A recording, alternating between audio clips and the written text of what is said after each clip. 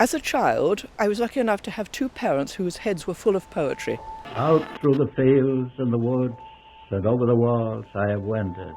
A poem is a very personal thing. It's about being human and it's about being you. And scientists are trained not to go on about being you. You don't say, I was surprised to find. You don't say, I was delighted.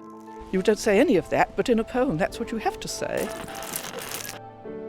Writing confessional poetry I can't do and could never do because I've been so programmed not to talk about myself. But what you can do is write about things you think you've understood. I have climbed the hills of view and looked at the world and descended.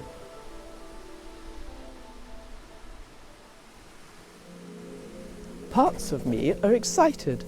They sense a tree, felled by snow, stressed till the fibres rip and the whole rich mass thumps down. I stir in the earth. My 100 probes taste air in the caves and sumps of soil. They rise to dampness and emerge into a bark-roofed underpass. There, my body squeezes close, flat to the bast, and signals me. I shift shape and flow, burning and melting wood, and as I go, I feel sweet monomers tingle on my skin, infusing me with power.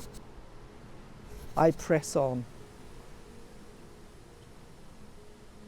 Hello, good morning, and very nice to see everybody, and what a very pleasing morning. So I'm just going to say a word or two to introduce the day. Woodland Words is a fantastic opportunity for me to do what I really love, and being the writer in residence has licensed me to bother and annoy people and say, would you mind telling people about your research?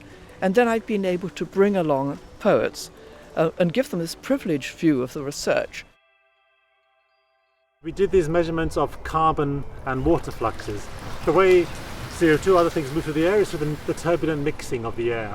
The plants are still respiring, and just like humans, they are releasing CO2 when they respire. If we do this over the seasons, we can end up with a full picture of the breadth of the forest. It's about intense focus on something outside yourself for me. Enjoying the sensation of nature and then thinking about it. How does it come here? Why does it do this? What's it like to be it? Badgers luckily are a bit more relaxed about being caught than other similar size, similar kinds of carnivore species. Nonetheless, I think it's a sort of alien abduction for them. These strange people come along, they take them away in the spaceship, they take them to a secret location and release them again. Sometimes in the twilight sleep of winter torpor I dream. This is the badger speaking. Processor. This is a young female badger weighing about 8 kilos, 670 centimetres long, and not as fat as I would expect at this time of year.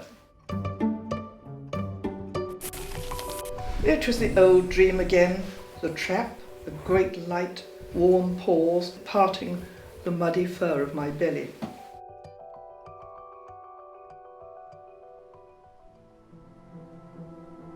When I was 7, my mother took me to a second-hand bookshop in Highgate, North London, and bought me my first poetry book.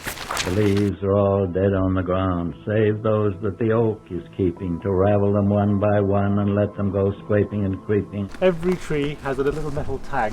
When the wind's blowing through, you have this lovely tingling going through this forest. Out over the crusted snow when others are sleeping.